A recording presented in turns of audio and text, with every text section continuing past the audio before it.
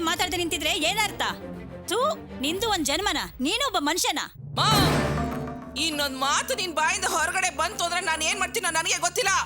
ನನ್ನ ಮನೆಗೆ ಬಂದು ನಿಂತ್ಕೊಂಡು ನನ್ ಮಗನ ಅಂತಿದ್ಯಲ್ಲ, ಏನಂದೆ? ನಿಂದು ಒಂದ್ ಜನ್ಮನ, ನೀನು ಒಬ್ಬ ಮನುಷ್ಯನ ಅಂತ ಕೇಳ್ತಿದ್ಯಲ್ಲ, ನನ್ ಮಗನ ಬಗ್ಗೆ ನಿನ್ಗೇನ್ ಗೊತ್ತು? ಅಮ್ಮ ನೀವು ಸ್ವಲ್ಪ ಸುಮ್ನೆ ರಮೇಶ, ನೀನ್ ಸುಮ್ನೆ ನಿಂತ್ಕೋ. ಏನಂದೆ? ನಿನ್ ಮನೆ ಒಡವೆ ತಂದು ನನ್ ಮನೇಲಿ ಇದ್ ಕಷ್ಟನ ತೀರ್ಸ್ಕೊಂಡಿದ್ಯ ಅಂತ ಜೋರಾಗಿ ಮಾತಾಡ್ತಿದ್ಯಲ್ಲ. ಸುಮ್ನೆ ಈ ಕಾಲದಲ್ಲಿ ಯಾರಾದ್ರೂ ಒಡವೆ ತಂದು ಕೊಟ್ಬಿಡ್ತಾರ? ಒಡವೆ ತಂದು ಕೊಟ್ಟಿದ್ದಾರೆ ಅಂದ್ರೆ ನಿನ್ ಮಗಳಿಗೂ ನಿನ್ನ ಅಳಿಯನ್ಗೂ ನನ್ನ ಮಗ ಅಷ್ಟೋ ಸಹಾಯ ಮಾಡಿದಾನೆ, ಅದನ್ನ ಅರ್ಥ ಮಾಡ್ಕೋ. ಇವತ್ತು ನಿನ್ ಮಗಳಿಗೊಂದು ಒಳ್ಳೆ ಬಾಳ್ ಸಿಕ್ಕಿದೆ ಅಂದ್ರೆ ಅದಕ್ಕೆ ಕಾರಣ ನನ್ ಮಗ ಮಾಡಿರೋ ಸಹಾಯಕ್ಕೆ ನಿನ್ ಮಗಳು ನಿನ್ನ ಅಳಿಯ ಒಡವೆ ಕೊಟ್ಟು ನನ್ ಮಗನ ಸಹಾಯ ಮಾಡಿದ್ದಾರೆ. ಅಷ್ಟಕ್ಕೆ ಏನೋ ಪ್ರಪಂಚದಲ್ಲಿ ಯಾರು ಮಾಡಿದಿರೋ ಸಹಾಯನ ನಿನ್ ಮಗಳು ಒಬ್ಬಳೇ ಮಾಡಿದಾಳೆ ಅನ್ನೋ ರೀತಿ ಮಾತಾಡಕ್ ಬಂದ್ಬಿಟ್ಟಿಯಲ್ಲ. ರಮೇಶ, ನೀ ಸುಮ್ನೆ ಇರು. ಏನಮ್ಮ, ಈಗ ನಿನ್ ಒಡವೆ ನಿನ್ಗೆ ವಾಪಸ್ ಬೇಕು ಅಷ್ಟೇ ತಾನೆ? ಹೋಗ್ತಾ ಇರ ಮನೆಗೆ. ಇನ್ನೊಂದ್ ಗಂಟೆನಲ್ಲಿ ನಿನ್ ಒಡವೆ ನಿನ್ ಮನೆ ಬಂದು ಸೇರುತ್ತೆ. ನೀನ್ ಹೇಳ್ದಾಗೆ ಇನ್ನೊಂದ್ ಗಂಟೆ ಒಳಗಡೆ ನಮ್ಮ ಒಡವೆ ನಮ್ಮ ಮನೆಗೆ ಬಂದ್ ಸೇರ್ಬೇಕು. ಬಂದ್ ಸೇರತ್ತೆ ಅಂತ ಹೇಳಿದ್ನಲ್ಲ, ಹೋಗ್ತಾ ಇರೋ ಬಾಯಿ ಮುಚ್ಕೊಂಡು. ನೋಡಪ್ಪ, ನಿಮ್ಮವ್ವ ಹೇಳ್ದಂಗೆ ಒಡವೆ ಬಂದ್ ಮನೆ ಸೇರ್ಬೇಕು. ಇಲ್ಲ ಅಂದ್ರೆ ಮತ್ತೆ ಬಂದು ನಿನ್ ಮಾನ ಮರ್ಯಾದೆ ಎಲ್ಲ ಹರಾಜಾಕ್ಬಿಡ್ತೀನಿ. ಹುಷಾರ್. ಏನಮ್ಮ ನೀವು ದಿಢೀರ್ ಅಂತ ಮಾತು ಕೊಟ್ಬಿಟ್ರಲ್ಲ. ಈಗ 1 ಗಂಟೆ ಒಳಗೆ ಆ ಒಡವೆನ ಹೇಗೆ ಬಿಡಿಸ್ಕೊಂಡ್ ಬರೋದು? ಈಗ ಆ ಒಡವೆ ಬಿಡಿಸ್ಬೇಕಂದ್ರೆ 1 ಲಕ್ಷ ರೂಪಾಯಿ ಬೇಕು. ನನಗೆ ಎಲ್ಲಿಂದ 1 ಲಕ್ಷ ರೂಪಾಯಿ ಹೋಗಿ ತಗೊಂಡ್ಬರ್ಲಿ? ಏನಪ್ಪ ನೀನು ಏನ್ ಮಾತು ಅಂತ ಆಡ್ತಿದ್ಯಾ? ಅವಳು ಯಾವಳ ಮನೆ ಗಂಟೆ ಬಂದು ನನ್ನ ಮಗನೇ ನನ್ನ ಮುಂದೆ ಅಂತಿದ್ರೆ ಅದನ್ನ ನೋಡ್ಕೊಂಡು ನಾನು ಸುಮ್ನೆ ಇರ್ಲಾ? ಈಗೇನು ನಿನ್ಗೆ 1 ಲಕ್ಷ ರೂಪಾಯಿ ಬೇಕು ಅಷ್ಟೇ ತಾನೆ? ನಾನಿರಾಗ ನೀನ್ ಯಾಕೋ ಚಿಂತೆ ಮಾಡ್ತೀಯಾ? 1 ನಿಮಿಷ ಇರು, ಬರ್ತೀನಿ.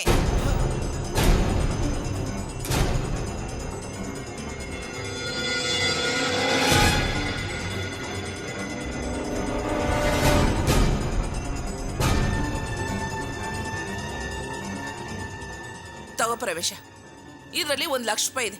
ಇದನ್ನ ತಗೊಂಡೋಗಿ ಆ ಒಡವೆ ಬಿಡಿಸಿ ಆ ಯಮ್ಮನ ಮಕ್ಕದ ಮೇಲೆ ಎಸ್ಬಿಟ್ ಬಾ. ತಗೋ. ಏನಪ್ಪ ಯೋಚನೆ ಮಾಡ್ತಿದ್ಯಾ? ಈ ದುಡ್ಡು ಹೇಗ್ ಬಂತು ಅಂತ ಯೋಚನೆ ಮಾಡ್ತಿದ್ಯಾ? ರೇವತಿ ತುಂಬಾ ಕಷ್ಟಪಟ್ಟು ಸಂಪಾದನೆ ಮಾಡಿ ದುಡ್ಡಪ್ಪ ಇದು. ಬೇಡಮ್ಮ. ಇಷ್ಟಕ್ಕೂ ನೀನ್ ಯಾರಿಗೋಸ್ಕರ ಸಾಲ ಮಾಡ್ತೀಯ ಹೇಳು? ಈಗೋ ಇಲ್ಲಿ ನಿಂತಿದ್ದಾನಲ್ಲ, ಇವನ್ ಕೆಲ್ಸಕ್ಕೆ ದುಡ್ಡು ಕಟ್ಟಬೇಕು ಅಂತ ತಾನೇ ನೀನ್ ಸಾಲ ಮಾಡಿದ್ದು. ಗಂಡ ಮಾಡಿ ಸಾಲನ ಹೆಂಡತಿ ತೀರ್ಸೋದ್ರಲ್ಲಿ ಯಾವ ತಪ್ಪು ಇಲ್ಲಪ್ಪ. ತಗೋಪ್ಪ. ತಗೊಳ್ಳಿ ಭಾವ. ವಾಸು ಗೌರವ ಕಾಪಾಡೋದಕ್ಕೋಸ್ಕರ ನಾ ಈ ದುಡ್ಡನ್ನ ಆಕ್ಟ್ ಮಾಡಿ ತಗೊಂಬಂದಿದ್ದೆ. ಈಗಿದು ನಿಮ್ ಗೌರವ ಕಾಪಾಡ್ಲಿ. ತಗೊಳ್ಳಿ. ರಮೇಶ, ಈಸ್ಕೊಳಪ್ಪ.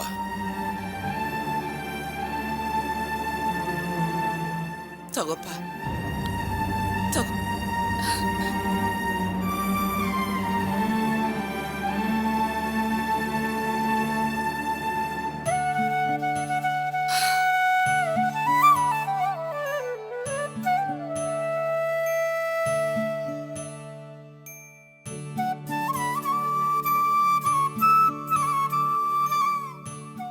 ಏನ್ ಜಯಂತಿ, ಏನ್ ಹೇಳ್ತಾ ಇದ್ಯಾ? ನನ್ನಿಂದ ನಂಬೋದಕ್ಕೆ ಆಗ್ತಾ ಇಲ್ಲ. ನಿನ್ನಾಗೆ ನಾನು ಕೂಡ ಇದನ್ನ ನಂಬಲಿಲ್ಲ ಅಣ್ಣ. ಆ ಭಾಗ್ಯ ರಮೇಶನ್ ವಿಷಯದಲ್ಲಿ ಇಷ್ಟೊಂದು ಬದಲಾಗ್ತಾಳೆ ಅಂತ ನಾನು ಅನ್ಕೊಂಡೇ ಇರ್ಲಿಲ್ಲ. ಮತ್ತೆ ಆಗ ರಮೇಶ ಬಂದು ಕರೆದಾಗ ಹಾಗೆ ಹೀಗೆ ಅಂತ ಬಿಲ್ಡಪ್ ಕೊಡ್ತಾ ಇದ್ಲು. ಈಗ ಹೇಗ್ ಮನ್ಸು ಬದಲಾಯಿಸ್ಬಿಟ್ಲು? ಅದೇ ಅಣ್ಣ, ನನಗೂ ಅರ್ಥ ಆಗ್ತಿಲ್ಲ. ಆ ಭಾಗ್ಯ ಮನೆಗೆ ಹೋಗಿದ್ ಕೂಡ್ಲೆ ಅರ್ಚನನ್ಗೆ ಒಂದ್ ಗತಿ ಕಾಣಿಸ್ತಾಳೆ ಅಂತ ಅನ್ಕೊಂಡಿದ್ದೆ. ಆದ್ರೆ ಅವಳು ರಮೇಶನ್ ಕಾಲಿಗೆ ಬೀಳೋ ಲೆವೆಲ್ಗೆ ಹೋಗ್ತಾಳೆ ಅಂತ ನಾನು ಅನ್ಕೊಂಡೇ ಇರ್ಲಿಲ್ಲ. ಅಷ್ಟೇ ಅಲ್ಲಣ್ಣ, ಆ ಅರ್ಚನನ ತನೂ ಕ್ಷಮೆ ಕೇಳಿದಾಳೆ. ಇದ್ರಿಂದ ಏನ್ ಸಂಚಿದೆ ಅಂತ ನನ್ಗೆ ಅರ್ಥ ಆಗ್ತಿಲ್ಲ. ಇವಳು ನಿಜವಾಗ್ಲೂ ಬದಲಾಗಿದ್ದಾಳ ಅಥವಾ ಬದಲಾದವಳ ತರ ನಾಟಕ ಆಡ್ತಿದ್ದಾಳ? ನನ್ಗೊಂದು ಅರ್ಥ ಆಗ್ತಿಲ್ಲಣ್ಣ. ನಾನು ಅವತ್ತೇ ಹೇಳ್ದೆ, ರೋಡಲ್ಲಿ ಬಿದ್ದಿರೋಳು ಹಾಗೆ ಬಿದ್ದಿರ್ಲಿ ಅಂತ. ನೀನ್ ನೋಡಿದ್ರೆ ಅದು ಇದು ಅಂತ ಹೇಳಿ ನನಗೆ ಸಮಾಧಾನ ಮಾಡಿದೆ. ಸರಿ ಬಿಡು, ಅವ್ರು ಒಂದಾಗ್ದಿದ್ರೆ ನಮಗೇನ್ ನಷ್ಟ? ನೀನ್ ಯಾಕೆ ಯೋಚನೆ ಮಾಡ್ತಿದ್ಯಾ? ಇದೇನಣ್ಣ ಹೀಗ್ ಕೇಳ್ತಿದ್ಯಾ? ಅವರಿಬ್ರು ಶತ್ರುಗಳಾದ್ರೆ ತಾನೆ ಆ ಭಾಗ್ಯನ್ ಕಡೆಯಿಂದ ಅರ್ಚನನ್ಗೆ ತೊಂದರೆ ಕೊಡೋದಕ್ಕೆ ಸಾಧ್ಯ ಆಗೋದು. ನಮ್ಮತ್ತೆ ಕಣ್ಣಲ್ಲಿ ರಕ್ತ ಬರೋಂಗ್ ಮಾಡಕ್ಕಾಗೋದು. ಓಹೋ, ಶತ್ರುವಿನ ಶತ್ರು ಮಿತ್ರ ಅನ್ನೋ ಫಾರ್ಮುಲಾ. ಓಕೆ ಓಕೆ, ತುಂಬಾ ಚೆನ್ನಾಗಿದೆ. ಈಗ ಒಂದಾಗಿರೋ ಅರ್ಚನಾ ಭಾಗ್ಯನ ಬೇರೆ ಬೇರೆ ಮಾಡೋದು ನಿನಗೆ ದೊಡ್ಡ ವಿಷಯನಾ? ಈ ಕುಟುಂಬದವ್ರು ಕೆಡ್ಸೋದು, ಕಷ್ಟ ಕೊಡೋದು, ಬೇರೆ ಬೇರೆ ಮಾಡೋದು, ಇವೆಲ್ಲ ನಮ್ಮ ಕುಟುಂಬಕ್ಕೆ ಒಲ್ದು ಬಂದಿರೋ ಕಲೆ ತಾನೆ. ಅಣ್ಣ, ನೀನ್ ನನ್ನನ್ನ ಹೊಗಳುತ್ತಾ ಇದ್ಯಾ ಅಥವಾ? ಅದು ಜಯಂತಿ, ಪ್ರಿಯಾ ಬರ್ತಾ ಇದ್ದಾಳೆ. ನಾನು ಆಮೇಲೆ ನಿನ್ನ ಹತ್ರ ಮಾತಾಡ್ತೀನಿ. ಓ, ಬರ್ತಿದ್ದಾಳಾ? ಹಾಗಾದ್ರೆ ಇನ್ಮೇಲೆ ಬರೀ ರೊಮ್ಯಾನ್ಸ್ ಮೂಡಲ್ಲೇ ಇರ್ತೀಯಾ? ನೀನು ಬೇರೆ, ಈ ಮೂತಿಗೆ ರೊಮ್ಯಾನ್ಸ್ ಬೇರೆ. ಏನೋ ನಿಮ್ಮ ಅತ್ತೆ ಮೇಲೆ ಸೇಡ್ ತೀರ್ಸ್ಕೋಬೇಕು ಅಂತ ಕಷ್ಟಪಟ್ಟು ಲವ್ ಮಾಡೋದ್ರ ಥರ ನಾಟಕ ಮಾಡ್ತಾ ಇದ್ದೀನಿ. ಅದ್ರ ಜೊತೆ ಏನು ರೊಮ್ಯಾನ್ಸ್ ಮಾಡಲಿ? ಸರಿ, ಆಮೇಲೆ ಕಾಲ್ ಮಾಡ್ತೀನಿ.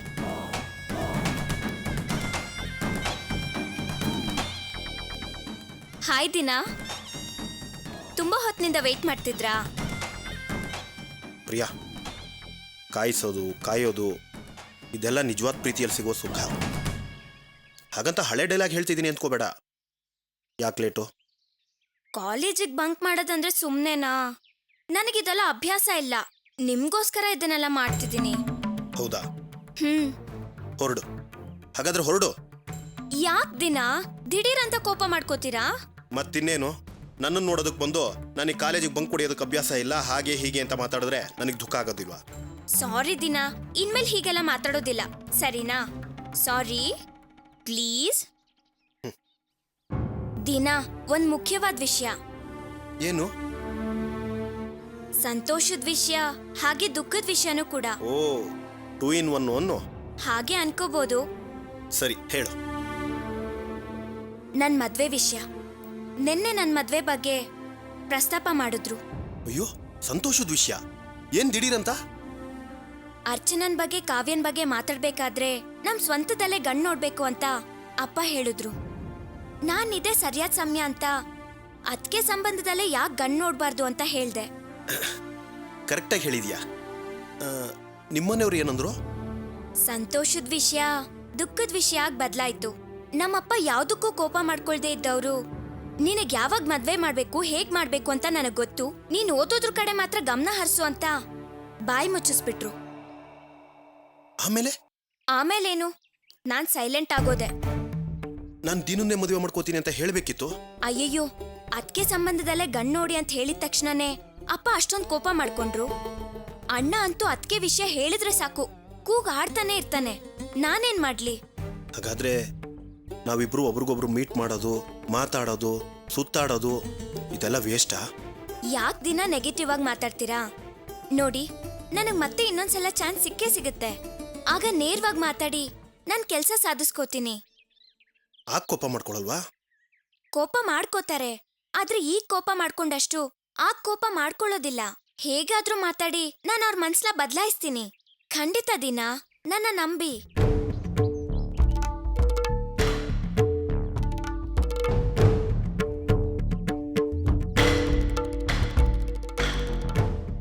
ಆದ್ರೆ ನನಗೆ ನಂಬಿಕೆ ಬರ್ತಾ ಇಲ್ಲ ಪ್ರಿಯಾ. ಖಂಡಿತ ಆ ನಂಬಿಕೆ ನನಗಿದೆ. ಯಾಕೆ ಅಪ್ಸೆಟ್ ಆಗ್ತೀರಾ? ಮತ್ತೇನ್ ಮಾಡ್ಲಿ ಪ್ರಿಯಾ?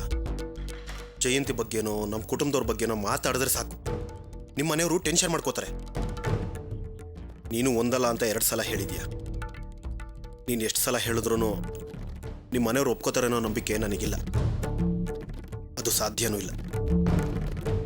ನಾವಿಬ್ರು ಅಂದ್ಕೊಂಡ ಹಾಗೆ ಮದುವೆ ಮಾಡ್ಕೊಳಕ್ಕಾಗಲ್ಲ ಅನಿಸ್ತಾ ಇದೆ.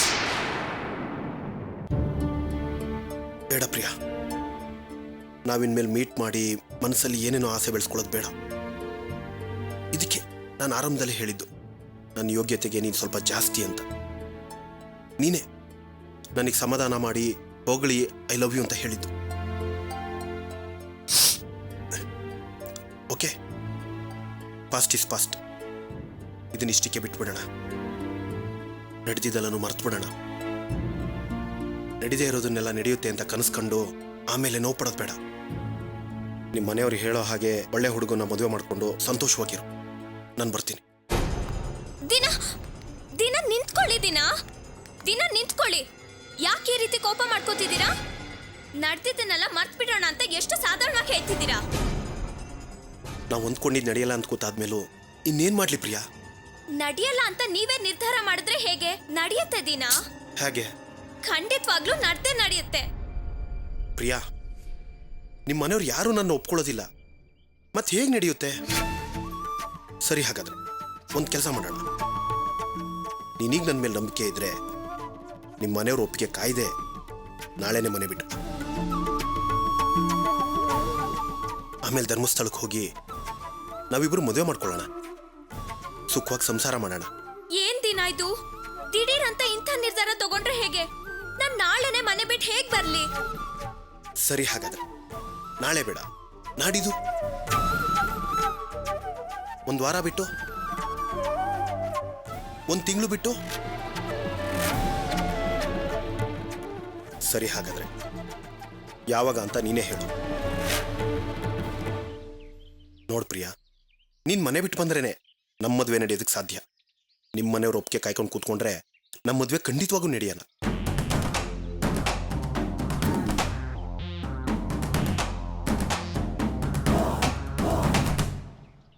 ಸಾರಿ ದಿನ, ನಾನ್ ಮನೆ ಬಿಟ್ಟು ಬರೋದಿಕ್ಕಾಗಲ್ಲ.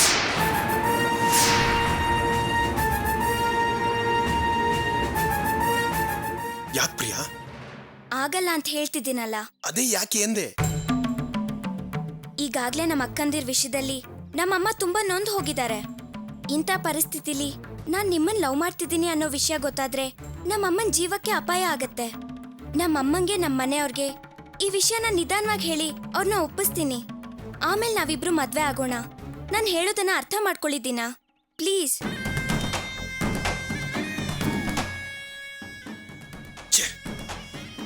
ಯಾವ್ದಾದ್ರೂ ರೂಟಲ್ಲಿ ಸರಿ ಮಾಡೋಣ ಅಂದ್ಕೊಂಡ್ರೆ ಸೆಂಟಿಮೆಂಟ್ ಆಗಿ ಮಾತಾಡಿ ಹಠ ಮಾಡ್ತಿದ್ದಾಳಲ್ಲ.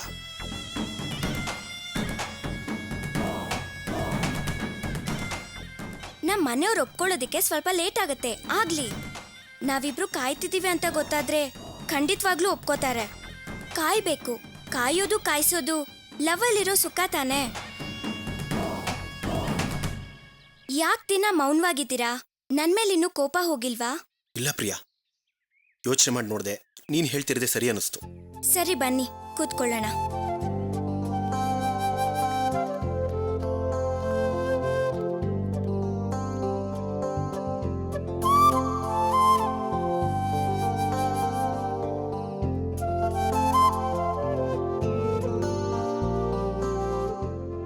ದಿನಾ, ನನ್ ಮೇಲೆ ಇನ್ನೂ ಕೋಪ ಹೋಗಿಲ್ವಾ? ಪ್ಲೀಸ್ ದಿನಾ, ನೀವೇ ನನ್ನನ್ನು ಅರ್ಥ ಮಾಡ್ಕೊಳ್ಳಿಲ್ಲ ಅಂದ್ರೆ ಬೇರೆಯವ್ರು ನನ್ನ ಹೇಗೆ ಅರ್ಥ ಮಾಡ್ಕೋತಾರೆ? ದಯವಿಟ್ಟು ಇನ್ನೊಂದ್ಸರಿ ತಮಾಷೆಗೂ ಕೂಡ ನಾವಿಬ್ರು ದೂರ ಆಗೋಣ ಅಂತ ಹೇಳ್ಬೇಡಿ. ಅದನ್ನ ನನ್ನಿಂದ ಸಹಿಸ್ಕೊಳಕ್ಕಾಗಲ್ಲ.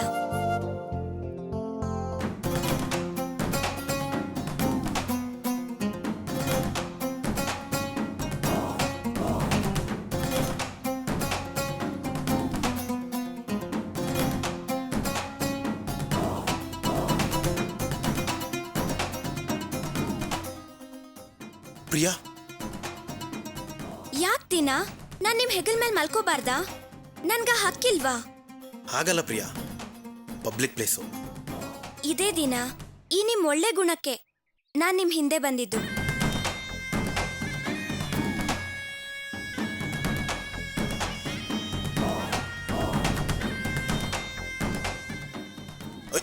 ಪ್ರಿಯಾ, ಪಬ್ಲಿಕ್ ಪ್ಲೇಸು, ಯಾರಾದ್ರೂ ನೋಡಿದ್ರೆ ತಪ್ಪು ತಿಳ್ಕೊತಾರೆ. ಇದು ಪಬ್ಲಿಕ್ ಪ್ಲೇಸ್ ಅಂತ ನನ್ಗೂ ಗೊತ್ತು. ಅಲ್ಲಿ ನೋಡಿ, ಇಲ್ಲಿ ನೋಡಿ, ಇವರೆಲ್ಲ ಲವರ್ಗಳೇ. ಯಾರು ನಮ್ ಬಗ್ಗೆ ತಪ್ಪಾಗಿ ತಿಳ್ಕೊಳ್ಳೋದಿಲ್ಲ. ತಪ್ಪಾಗಿ ತಿಳ್ಕೊಂಡ್ರು ನಮ್ಗೇನು? ಅಯ್ಯೋ ಪ್ರಿಯಾ, ಪ್ಲೀಸ್. ಭುಜದ ಮೇಲೆ ಮಲ್ಕೊಂಡಿದ್ಕೆ ಹೀಗೆ. ಈಗ ಲಿಪ್ ಟು ಲಿಪ್ ಕಿಸ್ ಕೊಡ್ತೀನಿ. ಏನ್ ಮಾಡ್ತೀರಾ ಅಂತ ನೋಡೋಣ.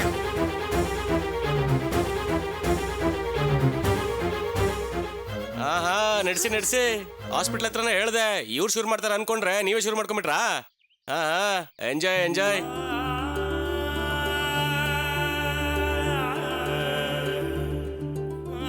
ಏನೇ ಇದು ಅನ್ಯಾಯ? ಯಾರಿಗೋ ಬೇರೆಯವ್ರಿಗೆ ಒಡವೆ ಕೊಟ್ಬಿಟ್ಟು ಹೆತ್ತ ತಾಯಿನ ಮನೆಯಿಂದ ಹೋಗು ಅಂತಿದೆಯಲ್ಲೇ? ಭಾರ ಕಳ್ಕೊಂಡ್ಮೇಲೆ ಮನ್ಸಿಗೆ ಹಗುರ ಆಯ್ತು. ನಮ್ಮ ಆಡಲ್ ಬರೋ ಹೆಣ್ಣು ಸಂಪ್ರದಾಯಸ್ಥರ ಮನೆಯಿಂದ ಬಂದ ಹೆಣ್ಣು ತರ ಇರಬೇಕು.